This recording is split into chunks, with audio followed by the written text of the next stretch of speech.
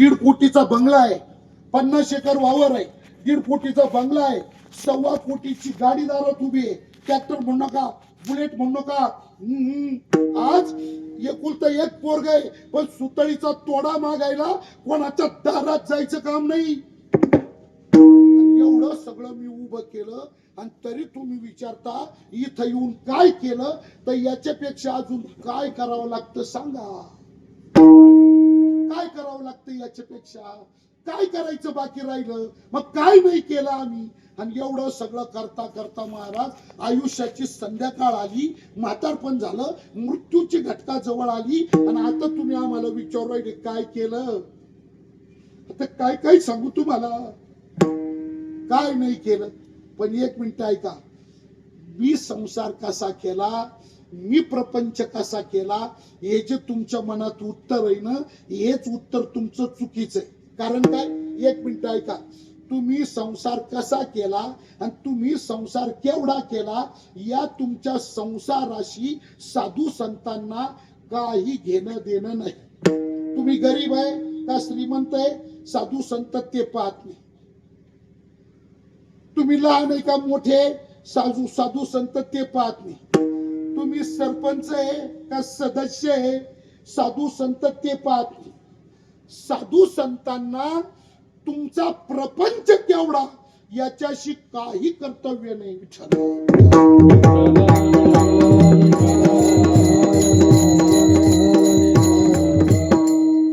प्रश्न काय ऐका, प्रश्नाचा रोग आहे का या मनुष्य शरीरामध्ये जन्माला येऊन स्वतःच्या उद्धाराकरता, आत्मकल्याणाकरता तुम्ही नेमकं काय केलं. एक मिनिट ऐका, ज्या दिवशी मला मरायचंय, ज्या दिवशी मला मरायचंय, त्या दिवशी मीच कमावलेल्या या सगळ्या फापट पसाऱ्यातलं माझं काय आहे. ज्या दिवशी मी मरणार आहे त्या दिवशी या सगळ्या पसाऱ्यातलं माझ्या उपयोगी पडणार, माझ्या कामात येणार माझं काय आहे, माझं काय आहे, करा विचार. आणि मग माझ्या मरणाच्या वेळी या पसाऱ्यातलं माझं जर काहीच नसेल तर हे कमवून मी मिळवलं काय, हे कमवून मी मिळवलं काय. हे जर सगळं मला इथंच ठेवून जायचंय तर या सगळ्या जथ्यातून जेव्हा मी निघणार आहे, वरच्या प्रवासाला लागणार आहे, तेव्हा माझी व्यवस्था काय, माझी सोय काय, माझ्या उपयोगी पडणार ते नेमकं काय विचारा.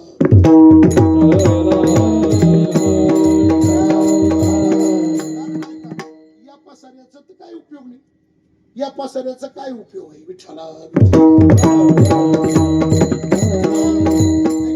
मग ते नचले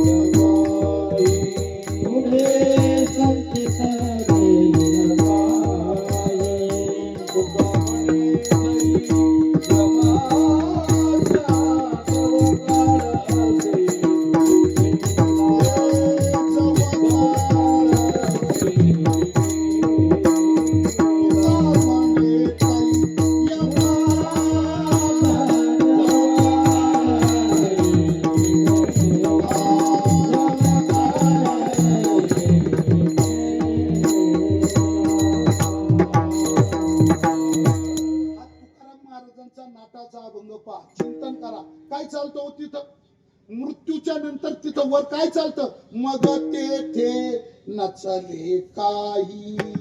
यमाच्या यातनांपासून सोडवण्याकरता सत्ता उपयोगाची आहे का, सत्ता कामा येते का, आमदारकी खासदारकी तिथं येते का,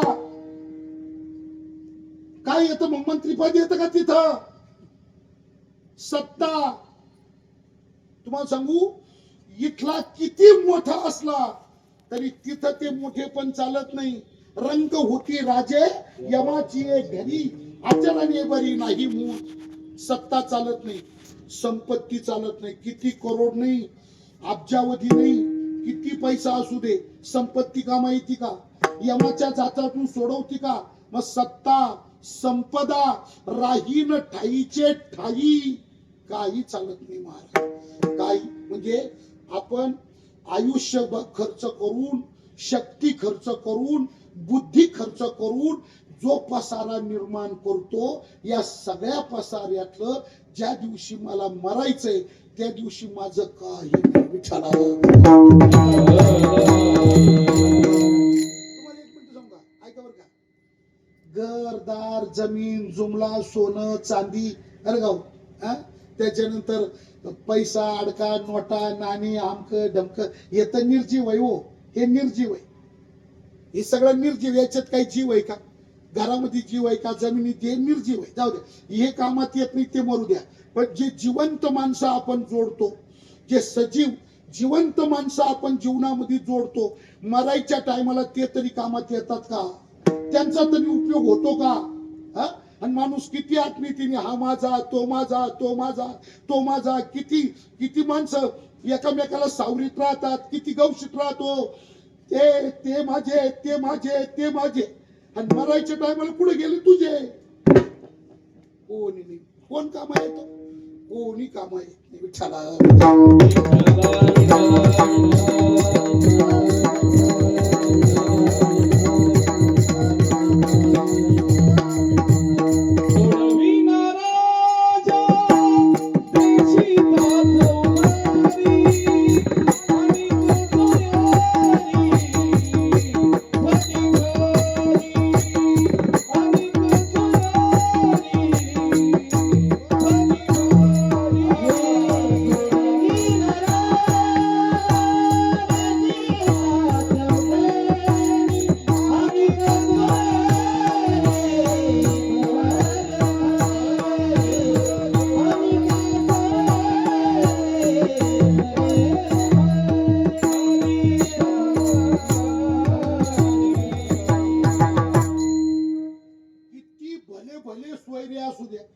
किती टाटम सोयरे असू द्या. एक मिनिट सांगू का, ऐका, तुम्ही फडणवीसचे एकुलते एक जावई असू द्या, तर त्याला एकच पोरगी,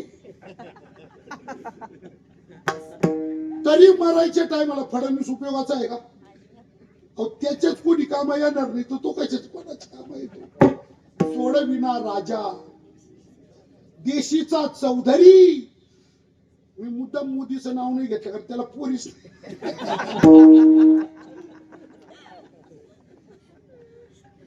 सोडविना राजा देशीचा चौधरी, अनेक सोयरी भले भले, कोणी कामा येत नाही महाराज. याच्यापेक्षा जाऊ द्या, हे सोयरे दायरे लांबची मंडळी, ही खाऊचे भाऊ आहे, यांचं ते सोडून. पण ज्यांच्यात आपण अखंड जीवन जगतो, ज्यांच्या करता जगतो, ते तरी कामा येतात का? काय वर्णन आहे का? पाठ आहे तुमच्या. माता पिता बंधू बहिणी कोणी न पवती निर्वाण, इष्ट मित्र स्वजन सखे एक सुखाची मांडण. पुढचे शब्द ऐका. एकदा मी दुःख भोगी कुंभ पाक जाच, तेथे कोणी सोडविना एका सद्गुरूबाचो. माता पिता बंधू बहिणी सगळ्या यांच्या करता चोऱ्या माऱ्या लांड्या लबाड्या आमक ढमक कोणा करता करतो माणूस? कोरबान कोरबान कोरबान कोणा करता? आई करता, बापा करता, बायको करता, भावा करता, पोरां करता, पोरीं करता, बहिणीं करता, मेवण्यां करता, कोणा करता? घाल दुधात पाणी, घाल दुधात पाणी, घाल टाक युरिया. कोणा करता? अरे कोणा करता सगळं? एवढ्या लांड्या लबाड्या अमक डमक काय जे जमल ते करतात माणसं, काय करीत नाही. हे सगळं कोणा करता विठ्ठला? भ्रष्टाचार. कसे करता भ्रष्टाचार? रिजनेबल पगारापेक्षा ज्यादा पैसा मिळाला पाहिजे. पगार 50,000 आहे, पण टेबलाच्या खालून हात घालू 10 लाख घरात आले. कोणा करता हे 10 लाख आणायचे? तुम्हाला एकट्याला 10 लाख लागतात का महिन्यात? बायको करता, पोरां करता, पोरीन करता, पोरं शिकले पाहिजे, पोरी शिकले, MBBS ला नंबर लागला पाहिजे. कोणा करता? आणि ज्यांच्या करता हे पाप आपण करतो, ते पाप ज्या दिवशी भोगायचं त्या दिवशी यांच्यातलं कोण आहे? सोडविला तेव्हा माया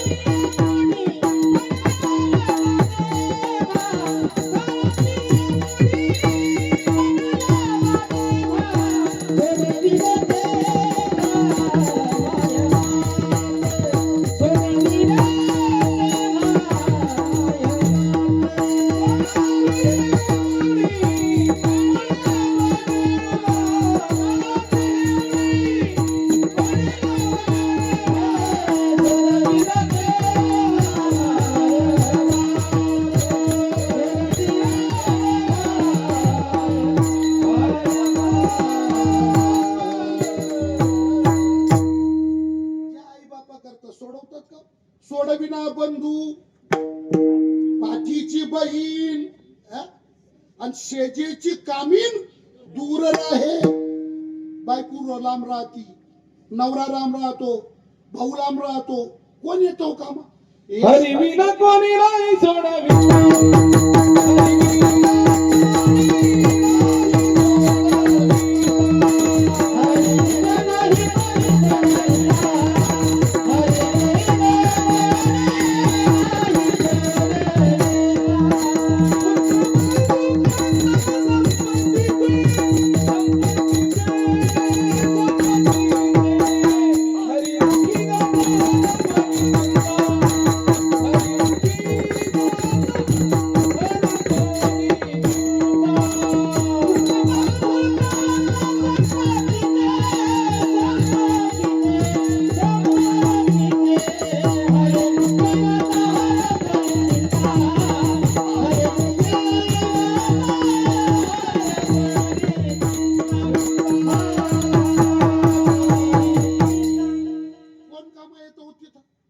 एक शब्द इथं लाल रेख मारून ठेवा मगाच्या प्रमाणात.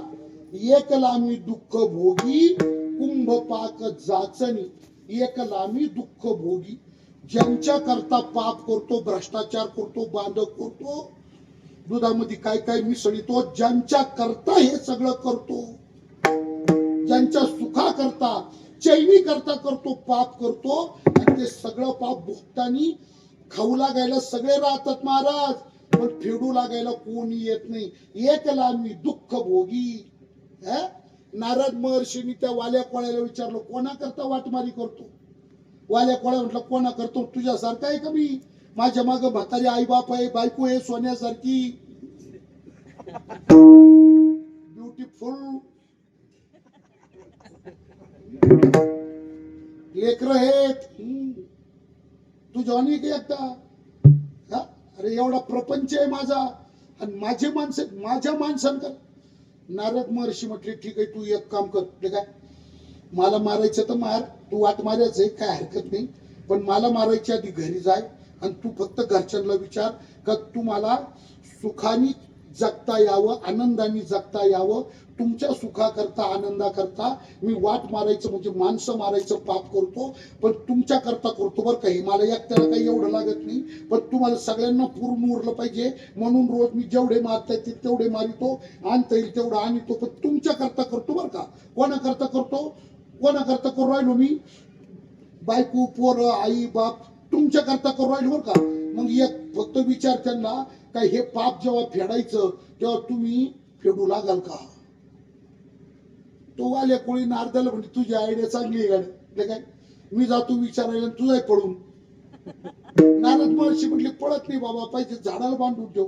त्यांनी वाल्या कोळ्यांनी नारद महर्षीला झाडाला बांधून ठेवलं. तो घरी आला. घरी आल्यावर त्यांनी आई बापाला विचारलं, तुमच्या सुखाकरता, आनंदाकरता मी हे पाप करतो, पण हे फेडायच्या टायमाला तुम्ही फेडू लागाल ना दोघ जण? आई बाप म्हणे, भाऊ आम्हाला पोसणं हे तुझं काम आहे, आणि आम्हाला पोसण्याकरता लागणारा पैसा कसा कमवायचा आणि कसा आणायचा ते तुझं तू पाय.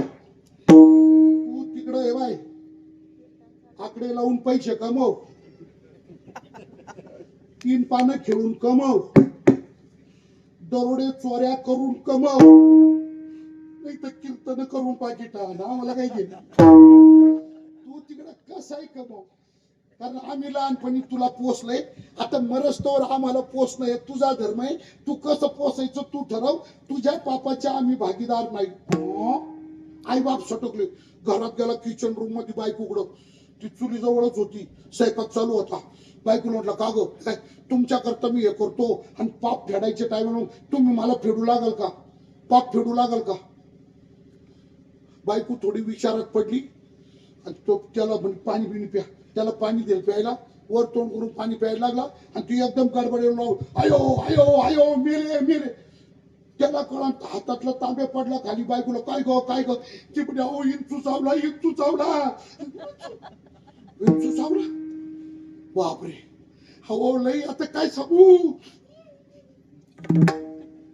आता काय करायचं. तो आता काय मी काय करू, मी काय करू. तुम्ही काय नाही, तुम्ही एकच करा, याच्यातल्या अर्ध्या वेदना तुम्ही घ्या. तो वाले कोळी बायको नाही बावळाची का ग तू, बटाटी भरली का ग डोक्यात. ती म्हटली कस काय. अगं तुला इंचू चावला आणि मला अर्ध्या वेदना कशी काय घेता येतील. मग ते तुमच्या डोक्यात काही दगड घुसले भाऊ काय. तुम्ही माणसं मारायचे अर्ध पान कस. तुम्ही इथं लाल रेग मारून घ्या. पुढं एकला आम्ही दुःख भोगी, एकला आम्ही दुःख. त्या नरकाच्या यातना एकट्यालाच भोगाव्या लागतात. तिथं कोणी कामा येत नाही. विठ्ठला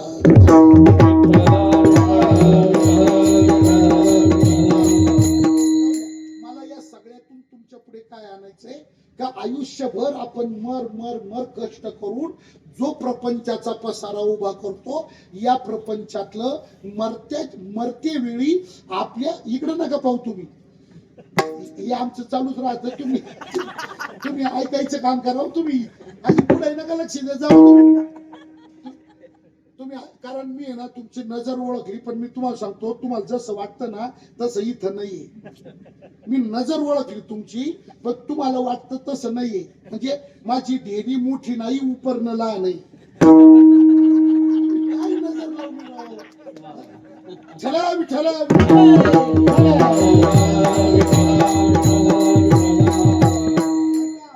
या प्रपंचातल्या पसाऱ्याचं निर्जीवय आपल्या उपयोगाचं नाही मरतानी, आणि सजीवय उपयोग कोण येतं महाराज. सजीवातलं तरी कोण येतं, कोणी येत नाही. विठ्ठला एका गावामध्ये एक साधू आला. 4 महिने त्या गावामध्ये चातुर्मासाला राहिला. गावाच्या बाहेर 1-2 किलोमीटर शंकराचं मंदिर होतं. मोठं वडाचं झाड होतं, दाट सावली होती, मोठी अशी बारव होती. साधू महाराज 4 महिने तिथं राहिले. रोज प्रवचन करायचे. गावातले लोक प्रवचन ऐकायला यायची, गर्दी करायची. खूप लोक यायची प्रवचन ऐकायला, गर्दी करायची. त्याच्यामध्ये एक तरुण मुलगा प्रवचनाला यायचा. 30-35 वर्षाचा उमदा तरुण, तो पण यायचा. सगळेजण प्रवचन ऐकायला यायचे, दंग व्हायचे. सर्वांना प्रवचनाची रुची निर्माण झाली. करता करता करता करता 2-3 महिने संपले. एक दिवशी साधू महाराजांनी प्रवचनामध्ये असाच विषय मांडला. विठ्ठला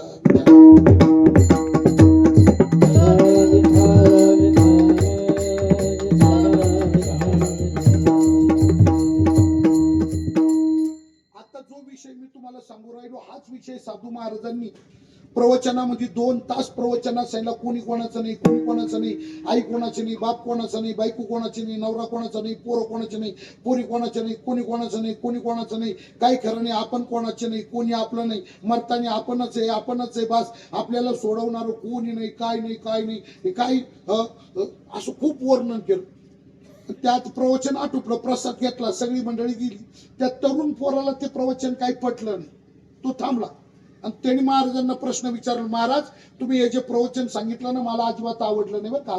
आज तुमचं प्रवचनच पटलं नाही. काय हे तुम्ही जे म्हटले ना कोणी कोणाचं नाही, कोणी कोणाचं नाही, हे तुमचं प्रवचन मला अजिबात आवडलेलं नाही. तुम्हाला एकच सांगतो, काय माझ्या घरात मी एकुलता एक आहे. माझी आई आहे, माझा बाप आहे, माझं लहान एकुलता एक 6 वर्षाचं पोरग आहे आणि माझी बायको आहे.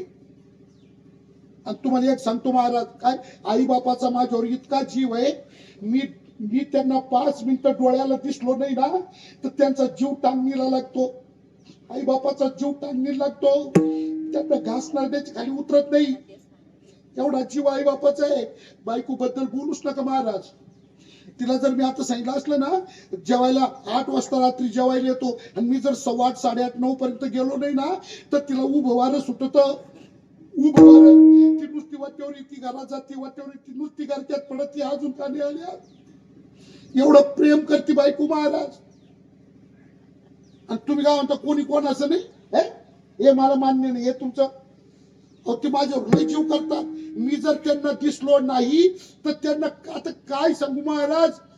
ते महाराज म्हटले तुला प्रॅक्टिकली खरं करून दाखवतो का इथं कोणीच कोणाचं नाही. कस काय?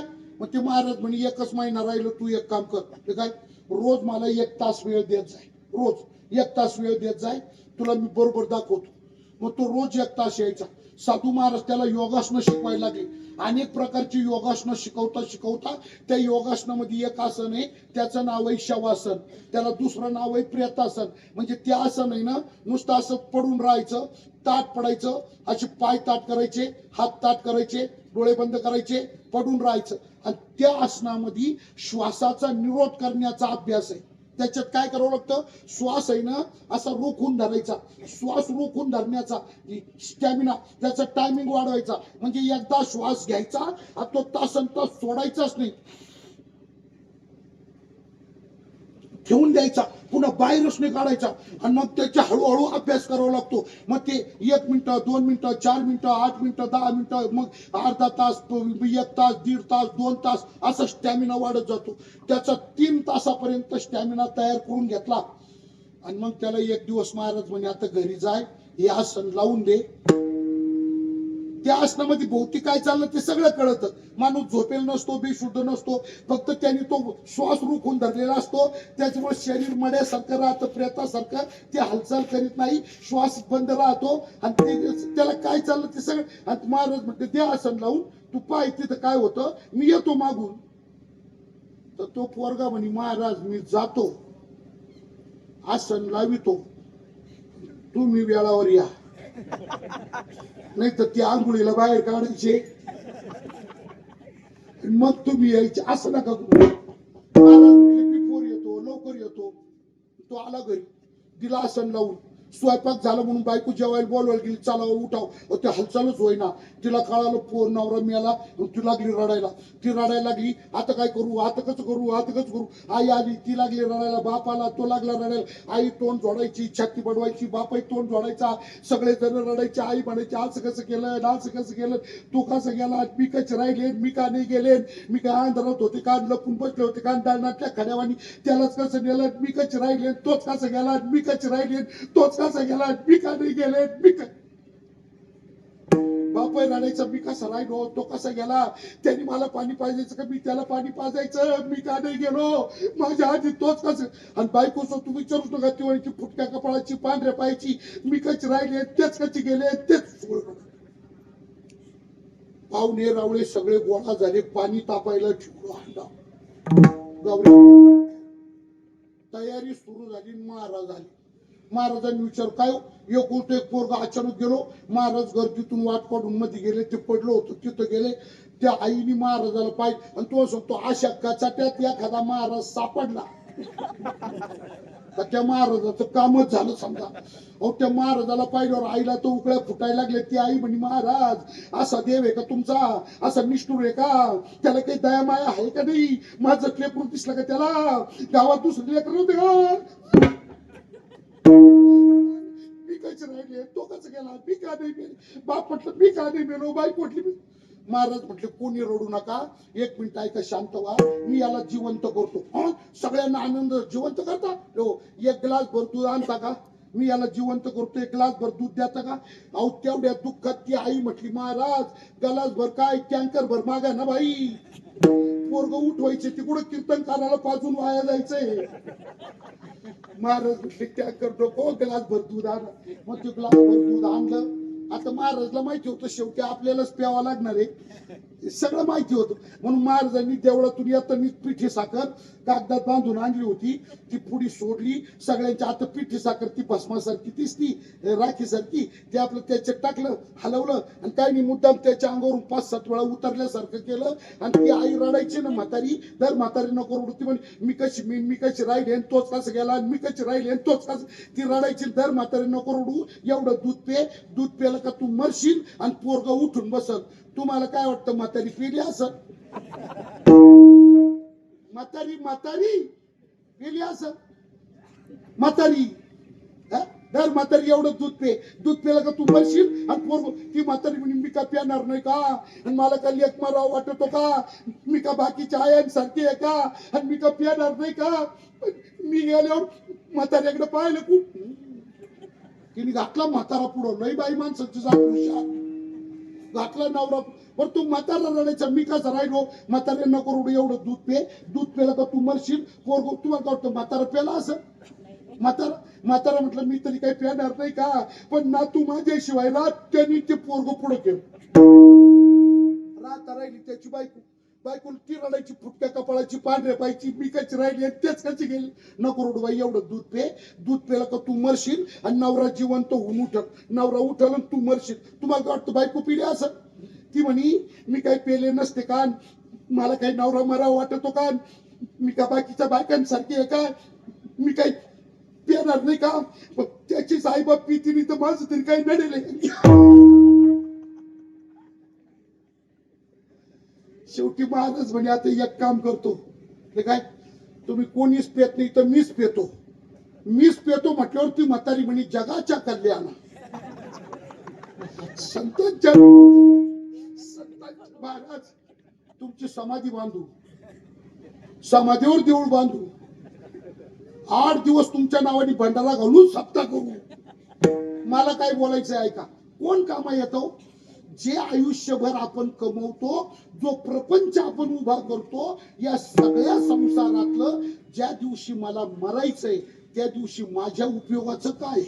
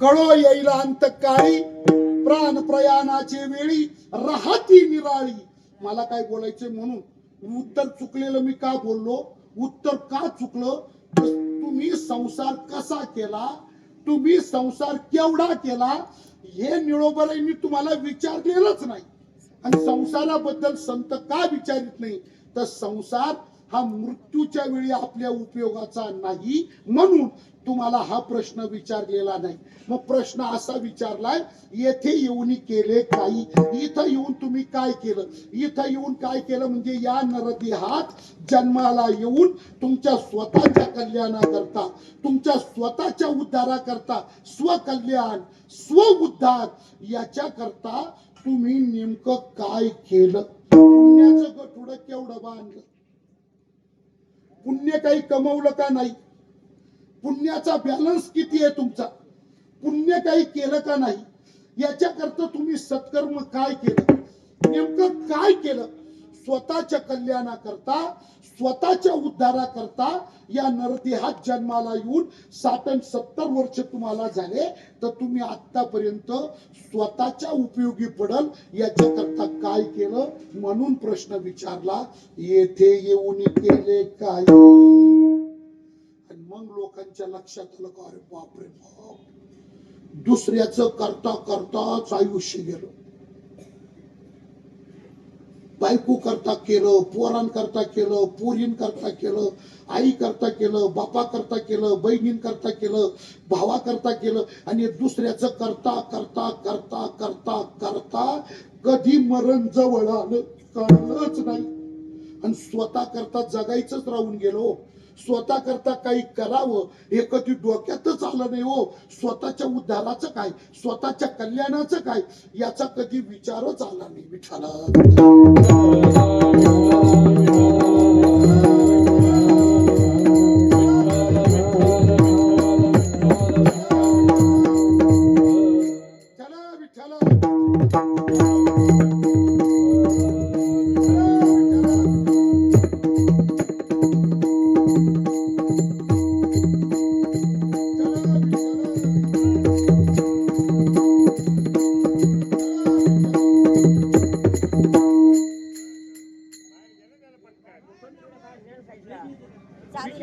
कांदा लागतो. कांदा ना, कांदा कांदा कांदा लागतो. हा कांदा द्या, कांदा. चप्पल लावली तरी चालेल.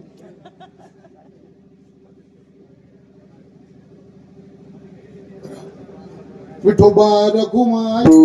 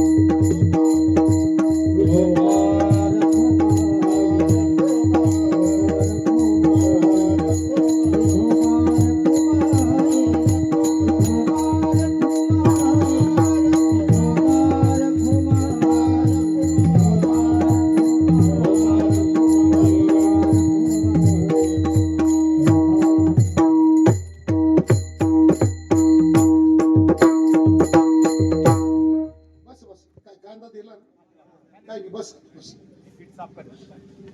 बस.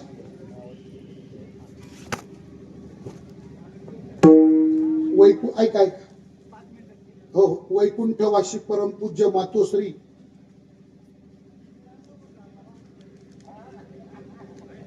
श्रीमती भागीरथाबाई सोन्या बापू सौदागर